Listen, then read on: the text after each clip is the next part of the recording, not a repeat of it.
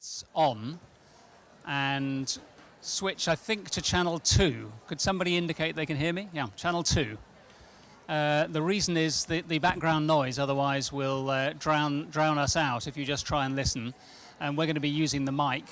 And when we come to questions, we're going to be sharing a mic with you in the audience. Yeah? So I'm Andrew Hill. I'm the management editor of the Financial Times. I write about management and teamwork and strategy, and more I find myself talking about this demographic shift and listening to people talking about the demographic shift that we are going to talk about today. And there are a number of reasons for that, obviously. The most obvious one is that there is a shift going on, but why is that different from in previous generational changes? One reason is sheer numbers, a baby boom generation getting older. Another one, I think, is that there is a bigger gulf in technology, which is fast moving, which has made people think about the aptitude of younger generations for digital technology and new technology versus the alleged inaptitude of older generations, but we will talk about whether that's the case or not. And then a third one, obviously, is longevity. Linda Grattan, who writes on this topic, has pointed out that a third of those children born now are likely to live to 100, according to longevity projections.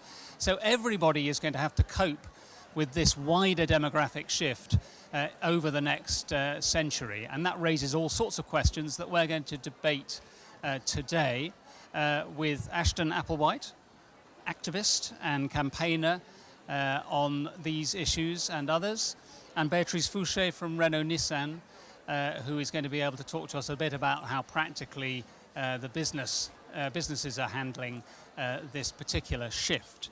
So we're also going to involve you, because I don't want to get you to raise your hands and say how old you are, but we seem to have a reasonable range of ages and diversity in the audience. So I'm hoping that I can involve you with questions before we get to the end of our session. We've just got a bare 40 minutes, so we will be concise. And I'll start with Ashton, just asking you what you think in this question of disruption or opportunity. Which is it as far as you're concerned? I can guess, but I'd like to hear from you. Well, I'll go out on a limb and say that, of course, it is both, but it is almost invariably framed, this massive global permanent phenomenon of population aging, as a problem alone. The metaphor you see a lot in the American press is a gray tsunami, right, that's poised to swamp us. And of course that justifies prejudice and discrimination, just like referring to immigrants that way does. Some of the ambivalence is just human. This is new. It takes time for roles and institutions to catch up. But according to the gray tsunami narrative, an aging population makes it impossible to keep up in the global economy. And when we have anxious times, we look for scapegoats, right? And that it is all too easy to frame older people as problems. And it is used to justify a whole range of ideological approaches, reducing the role of government in economics, reducing the social safety net and the welfare state, and a lot of the hand-wringing centers around what used to be called the old age dependency ratio, which is the number of people over 65 divided by the number of people under, and of course the number above is growing, smaller number shrinking. The World Bank came up with a long overdue and welcome corrective called the adult dependency ratio, which puts everyone who is economically productive above and those who are not beneath that. So, which is necessary because of course not everyone over 65, I just turned 65, is economic dead weight. Not everyone under 65 is productive. So the idea is to make age less relevant on that index. This is not a tsunami. It is the best studied demographic phenomenon in history, right? Washing up gently on our shores, not swamping and taking us out to sea. And it's not the cause of problems facing the global economy, and it should not be framed that way. And I just wanted to mention a few myths that support that view and sort of debunk them. One reason is that this tsunami metaphor doesn't take account of the fast-growing so-called longevity economy. Forgive my notes, but I want to get my figures straight. In the United States, the people over 50 accounted for 46% of the U.S. GDP. That's $71 trillion in 2012. Americans over 50 control 70% of the disposable income in the United States, despite which no one tries to sell us things because we're so old, so go figure that. And this is, and to speak in terms of what we earn is only part of the picture, of course. Americans' volunteer activities in 2013 in the U.S. alone was valued at $67 billion in 2013. Another idea is that all the entrepreneur and all the energy is coming from younger people. In the U.S., there are twice as many entrepreneurs over 50 as in their early 20s. Another myth is that all these old people are going to bog us all down in caring for the sick and disabled. That is not the case. Healthcare costs are not rising in proportion to the average age of the population. And a third and really damaging myth is that older people take jobs away from younger people. That has been debunked by economists countless times. It's called the fallacy of the lump of labor. In a general, more employment in older people contributes more to the economy, which means more jobs and more opportunities for younger people, right? And in fact, older people and younger people do not typically compete for the same jobs. If there's very few jobs, then it is true in the narrowest sense, but that is a labor market problem, not a too many old people problem. There are huge, legitimate, logistical infrastructure challenges to dealing with the healthcare, with the longevity boom. They are real, they are massive, and our apprehensions about them are legitimate. But we also, for the first time in history, have millions more healthy, well-educated adults than ever before. And not to take advantage of that is wrong and really short-sighted. So, you were telling us before we took the stage that this term ageism, which is widely understood in the United States and in the United Kingdom, you found people looking a bit baffled about it. Could you tell us what ageism is? What's your definition? Thank you. I'll define it briefly. Age is to ageism as sex is to sexism and race is to racism. It's discrimination and stereotyping on the basis of age. Anytime any of us come to an assumption about someone or a group of people, and we all do this, on the basis of how old we think they are, we are being ageist. And it works both ways. And it is also, thank you for pointing that out, it is also, it's any judgment about someone. Anytime someone thinks you are too old for something or too young, you know, kids are like that. You couldn't possibly know what you're doing, you're so young. That is also ageism. It casts a shadow across our whole life course, although older people suffer disproportionately because we live in such a youth-oriented culture. Okay, so if you could pass the mic to Beatrice. Same question for you, Beatrice, perhaps obviously more from the business angle. Is it for Renault-Nissan a disruption, a threat, or an opportunity? Yes, you mentioned that there is first of all a business angle and there is a management angle. So I can start with the business angle by saying, obviously, yes, there are more and more old people, so meaning old over 60, we can say this definition.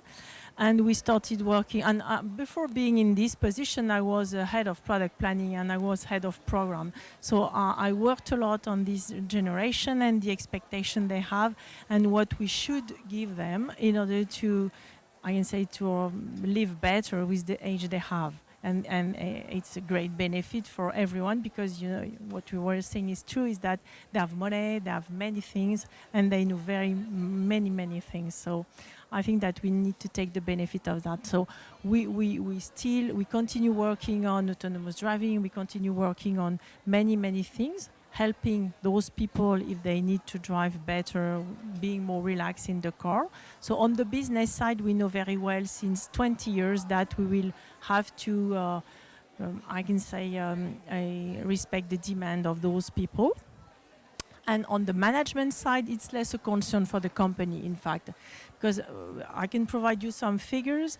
We will move to 2 to 3% of people over 60 in the 5 coming years. So there are not so many people concerned by that. And in the company, what we should absolutely avoid is to say they are too young or too old. I don't accept that when we have career committee in the company by saying, okay, but he's too old, but he's too young, it doesn't matter. So we don't accept that. Yeah, it's not possible. So when you're assessing the aptitude, the ability of somebody to do a job within Renault-Nissan, are you impervious, are you immune to age as a consideration? Is it entirely down to does this person have the skills? And if they are 60 or 20, it makes no difference. Yeah, first of all, we start by skills and the behavior and the management style of the person. So this is the first entry point. And from time to time, considering, I can say, new technology or some type of behavior, we can consider the age as a benefit or as a disadvantage. But it's equal, in fact. And we know very well that in the company, the big benefit is to have a generation cooperating together and working together. It's a big benefit. This is the reversal, for example, a coaching using young people in order to coach executive in our company. It exists, and executive being the sponsor, not the mentor, but being the sponsor of the younger, and especially for the women. So there is one question I'd like to raise with both of you. Clearly, as people get older in the company, or in any organization, they acquire status and titles, and that is something that I think older people find more difficult to give up. Is there something that an older generation working at near the top of an organization needs to be more flexible on in order to maintain this ideal combination of old and young? Ashton? You know, these are, of course, really, really complicated questions to balance seniority with the need to be able to promote within a company and give younger people a chance to advance. I would suggest that yes, you achieve experience, but you also are perceived in very real ways to also lose social capital as you age and become more vulnerable. So it's almost always two-edged. One thing that almost every older worker wants is flexibility. They want to work fewer hours, flex time. So, and we all know from the way the global economy is changing that adaptability is going to be crucial in the decades ahead. So I want to point out that that structuring the workplace so that it is able to accommodate older workers better also benefits anyone else who wants flex time, like people with caregiving responsibilities, like students, like people with families, like people who are juggling several careers, as many of us are, so that these are changes that need to occur across the whole workforce. Many older people also are no longer want to work full time, and this is an uncomfortable argument to make from a fairness point of view, but will take fewer hours or a reduced position, especially if they are up against no opportunity at all, because people who are forced out of the workplace or lose their jobs, older people, face tremendous discrimination. So there's a lot more flexibility for terrible reasons. And I don't want to suggest that we should exploit them, but the terrain is changing and there's a lot of wiggle room from both ends. Beatrice, I mean, within Renault-Nissan, are there ways in which you are structuring work, the type of work that's being done, and I'm talking here not just at the executive level, but obviously at the manufacturing, production line and so on, that are designed to accommodate all ages? Because clearly there is one thing we can't deny is that there is some physical falling off in older age. So that's going to make it more difficult to do the heavy lifting, literally. Yes, and you're right. I will start with some statistics because we need to keep in mind some key figures. In the company, we have now 26% of people having less than 30 years old, so which is huge compared to people having more than 60. It means that there is a big flow in our companies of international people, so coming from different areas, who are young and younger and younger. So we need to arrange the way to work together with the oldest, I mean, in order to accommodate that. And we can look at this figure, which is 26, which is huge. Huh? Like a threat by saying, okay, they will be different, it will be very difficult, they will push everybody, and the oldest will feel like a threat, and it will not be comfortable for them to stay in the company, and they will be less flexible because they will fight against this type of flow. So we need to consider that it can be a threat, obviously, seen by some population. But on the other hand, and this is what you were saying, I'm very interested by that, it's a real opportunity because the young people will come with new things to bring in the company. More flexibility. We can say also that they are more egoist. Why not? This is true. More impatient. This is true. They're always behind their phone, okay? Not looking at the people, not communicating, but just looking at the phone. Yes, that's true. Also, on the other hand, they can bring many new things, and I think that they bring energy, they bring network, and I think that working in a company without network and enhancing networking in the company will be key for the future. They will bring probably agility, and also, all in all, I think that us or in HR and also with the support of manager, we need to find a way to make people working together. So maybe younger people influencing the others with the new way to work, because I think they're on the right direction, and the others accepting and also looking younger, maybe if they copy paste something which is new from the young generation. So, but it's our job. It seems to be obvious, but it will not be so easy. Now I won't tell you a very nice story. There is no problem with the older. They want to stay in their seats. Obviously, it's true, and we know that well because they're not that young. Yeah? So, but this is reality, and we need to take the opportunity of this flow of young people, and it will be very interesting. I'm happy to do that. Ashton, go ahead. I just one point about the heavy lifting. Most of the heavy lifting is being done by robots now. I mean, I was going to come to it's that. absolutely true that your physical strength declines with age, but it's less necessary. The other point which Beatrice touches on is that one of the that having a mixed age workforce, the benefits and almost always complement each other. For example, older people, if we hurt ourselves at the job, we take longer to heal, but we hurt ourselves less often. So you'll find these kind of trade-offs in all kinds of situations. Right, we're at the Women's Forum, so obviously I have to ask you both what you think is the effect of this, of some of these influences on women, older women. What's happening as women age in the workforce or in society? Ashton, maybe you go first.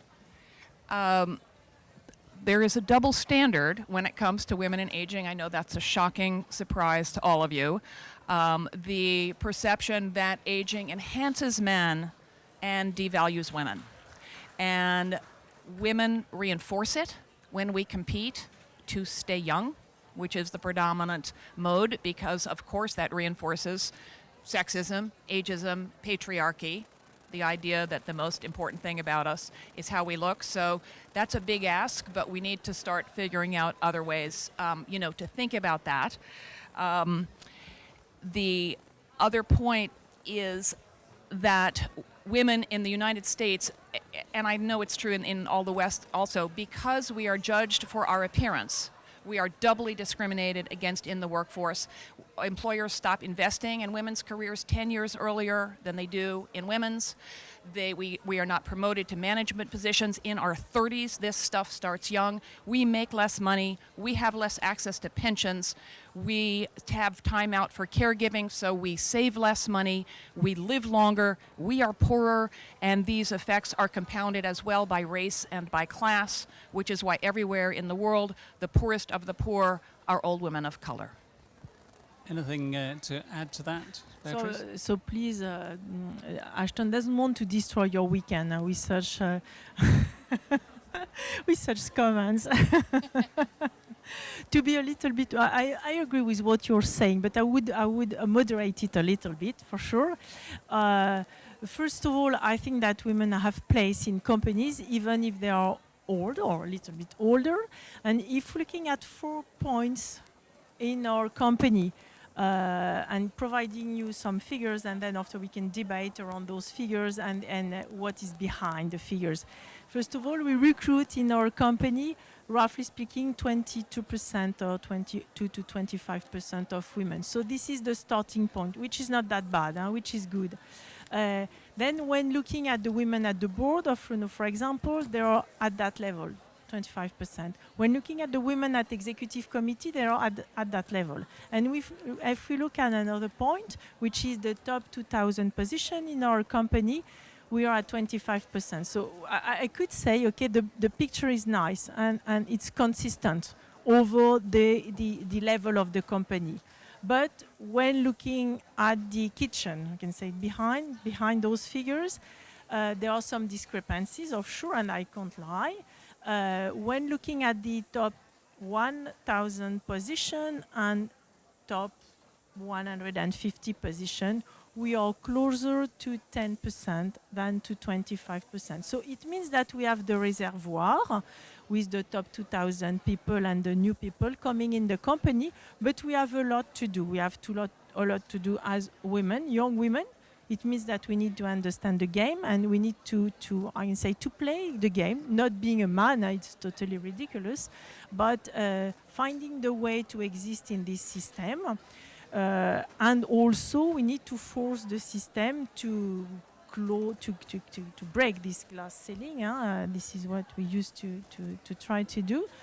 But also, I think that we should consider that we are part of the problem. I always said that to women. Please consider that you can, if you were to consider that you are part of the problem, what would you do? Also, I know that there is a lot to do, but what would you do as well? So, Ashton, let's just briefly look at some of the action that could be taken to rectify some of these issues that you both raised. What would you say are the sort of main levers that will eliminate or at least mitigate the risk of ageism in society? Well, I'm an activist, so I am calling for broad-based social change. A movement against ageism analogous to the women's movement. And I think there's so much talk in this room everywhere around us right now around diversity. The idea that diversity is here to stay and that it is a good thing is, I think, embedded in the culture, at least in the more progressive sides of it. So to hitch age to the diversity sled, if you will. We know that race and sex and gender are criteria for diversity. Where is age? I don't hear it, but when I propose it to people, no one says that's a stupid idea, right? So it is, I don't think, whereas I think 60 years ago to say, a woman could run Renault as well as a man, I think women had a hard time believing that, as well as men. I don't think it's a big ask now to say we need a broad-based social movement. The key tool for that, it sounds old-fashioned, but is consciousness raising, is coming together to talk about how we feel about our own aging, which is the tool that catalyzed the women's movement, because what happened is that women came together and shared what they thought were personal problems, right? Not getting respected, not getting promoted, and discovered that they were not personal problems. They were widely shared political problems that required collective action. I suppose just to push back slightly, the risk of a movement, particularly one that reasserts the rights of older people to take some of these positions and to avoid the ageism that has perhaps blighted that generation, is that a younger generation will say, well, that generation has had a pretty good run anyway, and we want opportunities back. This is, I know, touching on your lump of labour fallacy, but there seems to me that there's a it's a rather more delicate question of equality than the one that says, you know what, it's 50-50 men and women. Equality obviously demands that it should be 50-50 in everything. But anytime it's framed as old versus young and as zero-sum thinking, that is a straw man that distracts from the underlying issue, which is discrimination on the basis of age that faces people at both ends of the spectrum. And that's why these intergenerational, like the reverse mentorships and things like that you described, are so important. We are paving the way for younger generations for a world in which how old we are cannot be used against us. And it is a more equitable society and everyone benefits. It doesn't come at the expense of the young in terms of changing society to where, I mean, if we want a society where what we look like is not our gateway to opportunity, then gray hair and wrinkles count. And of course, age is, you know, a discrimination that everyone will face. And to put it very pragmatically, if you, no matter what your politics are, no matter what your cause is, if you want to be effective, I have a friend in workforce policy who calls it the shoe test. If you want diversity and you look under the table and everyone's wearing the same kind of shoes, you've got a problem. If everyone looks the same and there's no gray hair, you've got a problem too. If you want to be effective, you need all ages at the table. Okay. Beatrice, do you have one action that you think one might take here? And then I'm going to open to the audience for some questions. I mean, what is the one thing? We've got the movement that Ashton believes should be gathering force now. Is there something more in the area of business that you think could restore the balance of generational balance, as it were? Yeah, between the youngest and the oldest. Yes. Yeah. What we're doing in the company is what I was mentioning is reverse mentoring, is sponsorship as well, and I push that a lot, meaning experienced people sponsoring younger people and especially women. This is what we try to promote, but also training. So what we're doing when we speak about training is more global experience. So we are doing, for example, experiences between Renault, Mitsubishi, and Nissan people in some areas in the world. So, for example, in January, we will take I think that there will be 15 to 16 people going to Las Vegas, to the CIS, and also to Los Angeles, and sharing the same experience, I can say. And you will have in this sample of people, you will have women, men, young, older, and coming from the three companies. So this is the way we try to manage the fact that we have a community and they understand better each other, not by speaking in a day-to-day, but having experience together. Yeah. Okay. Yes, go on, Ashley. Can I add something Yeah, about please. what corporations might do, companies Yes. might do to do this? One is think about when, from a company point of view, when you think about diversity, is age a criterion? And are you taking disability into consideration? There is no ramp anywhere in here. There are no handrails, and of course disability and age intersect as we get older. That's discriminatory. There's tons of stuff here supporting young entrepreneurs, which is fantastic. Where is the support for older women who are also achieving? Why not have an awards program for women who are achieving in encore careers? And why not reward the kind of innovative intergenerational programs that Renault is doing? Okay, some ideas for next year's forum there. Yes, Beatrice, I quickly. have a point. Maybe it could be interesting to discuss about that with you, Ashton. I didn't think about that before, because I try to push a women program in the company. So I will test this first of all with Renault, because it will be a little bit easier than in Asia first. And I have many questions around that, so we can discuss later on about that. But do we consider only women?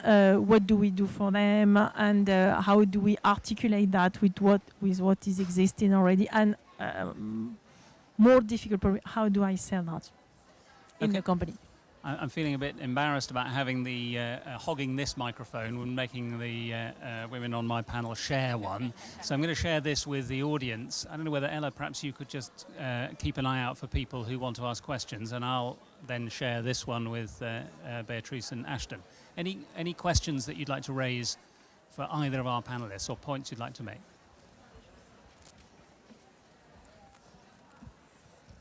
So thank you so much. It's enlightening on many levels, and on other levels it's same old, same old. I think cultural perception is very difficult to change quickly. And so I think that your ideas are amazing. Yes. Sorry, I don't know your name. Ashton. Ashton. I completely buy into all of it. It makes a lot of sense. But I think language is essential. And we don't have the right language to incorporate older people into the workforce societally. I mean, we have elder, older, old, mature, and all of them have a slight sort of snigger factor I've attached. solved that problem. Tell me, Ashton. And it's so wonderful to hear Beatrice use my word. Which was? Olders and youngers. Because no one wants to admit being old, but most of us with more road behind us than ahead will acknowledge being older.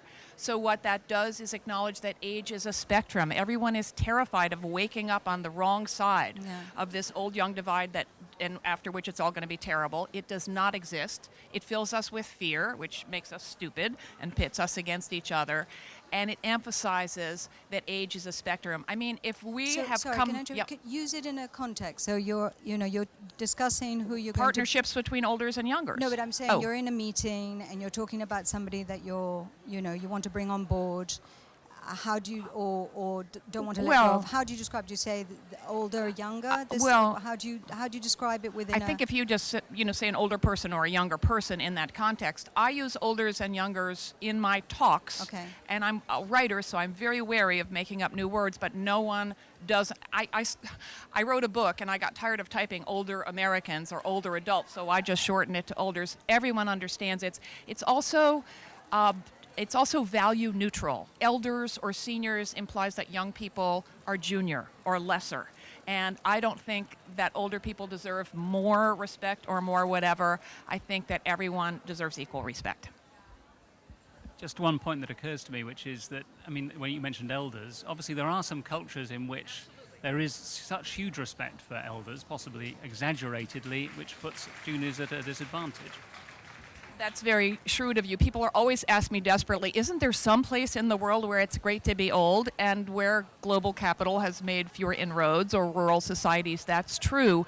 But we don't want a society where older people have more power either. We want to acknowledge that youth and age are different, that there are real strengths and weaknesses or disadvantages to both, to recognize them, take advantage, and not to organize them into a system of inequity. Thank you so much from me as well. One question that came to mind is you mentioned younger entrepreneurs and women entrepreneurs. I was wondering what you think about the topic of ageism and older entrepreneurs, and especially women, and also women who want to come back to the workforce. We have a massive number of very talented women who decided to stay home and raise their children for one reason or another. And 10, 15 years after that, they want to come back to the workforce. And I don't think we've spent a lot of time at this Women's Forum today to talk about that pool of untapped talent.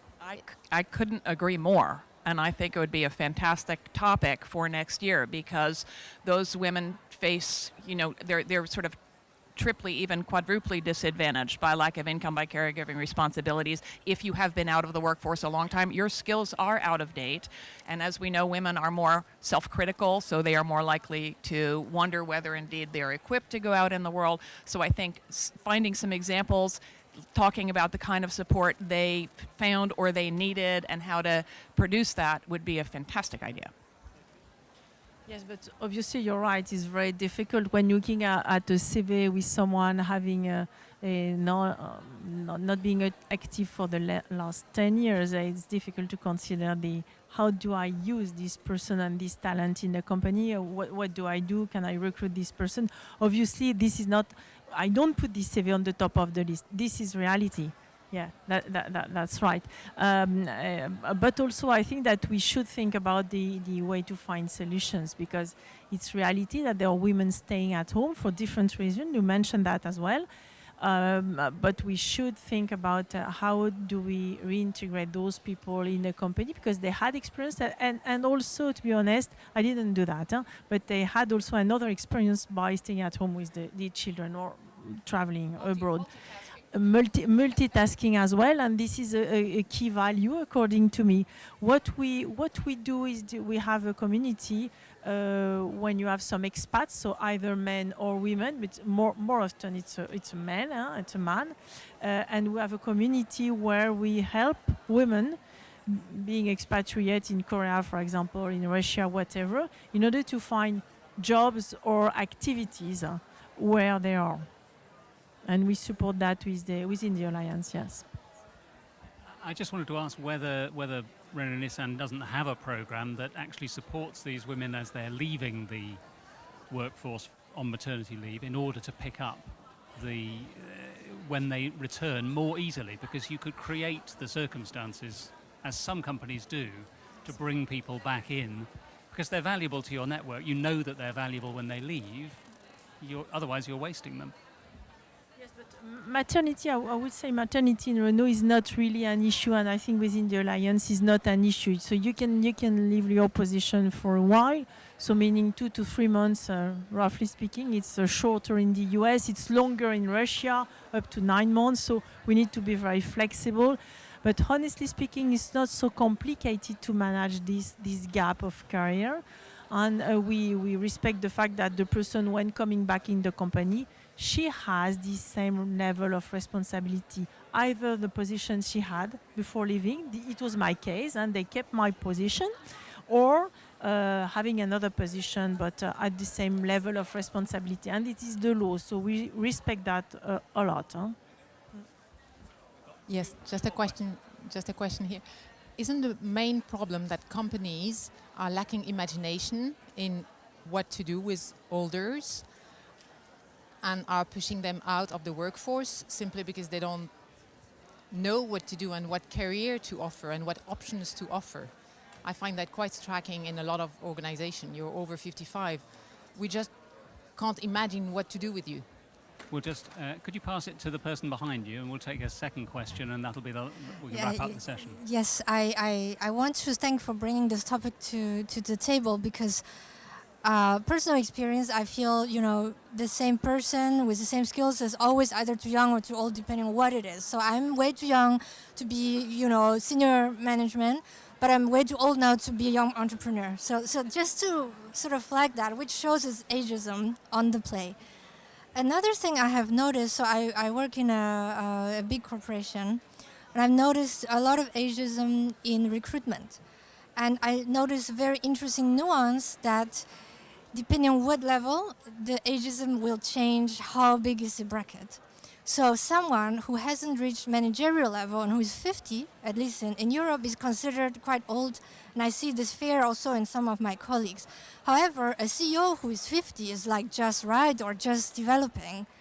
And I'm wondering if you would sort of echo that and how to bring this more clear, because I think this is clear proof this is ageism at play.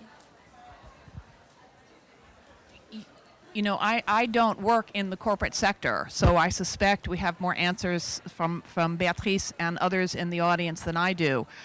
There is no question that there is a lack of imagination, but there is also no question that the whole landscape of retirement and working age and all of that is in radical transition. I also wonder to what degree the ageism you've experienced is inflected by sexism. A 50-year-old female CEO is probably, considered ancient, and a 50-year-old male CEO is in his prime. So what's up with that? We really do need to question these valuations at the basic level. I mean, that's my job, to throw out, these wild and crazy ideas, and then Beatrice will make them happen. Yes, thank you, Ashton. Yes, you're right. We can have a lack of creativity, and you're absolutely right, because we're facing the same type of image or acting the same way or thinking the same way. You're absolutely right. So having someone in front of me who is 55, so what do I do? What do I do? And I can give some examples in Japan, and for Nissan especially, I think that they did quite well with older people, because they have some affiliates and they can promote people in some affiliates companies, which is good and which is very helpful. And also we have the great example of Nissan calling back someone who retired, and he came back and working now in Mitsubishi. So we have the flexibility to do that, but we need to be creative, and each time, you're right, we need to set the problem and to say, okay, is there any solution? And very recently, I had someone having 63 in my company, and he said, I don't want to retire.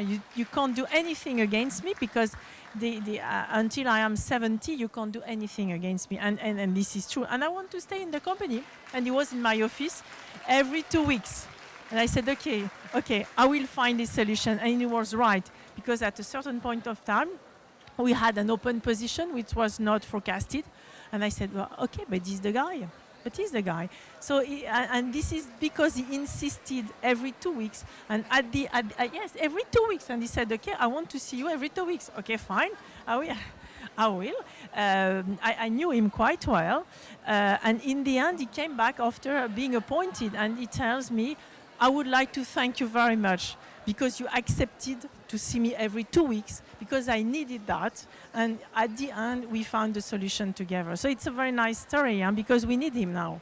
That's a great upbeat story on which to end. I would ask you to come up with actions about the next daring set of leaders, but I think we've come up with lots of practical ideas, practically even formed an alliance between Ashton and Renault-Nissan on this topic, and lots of ideas, not just for here, but also for next year's conference. So please thank Beatrice and Ashton. Thank you. Thank you very much also for attending. Yeah.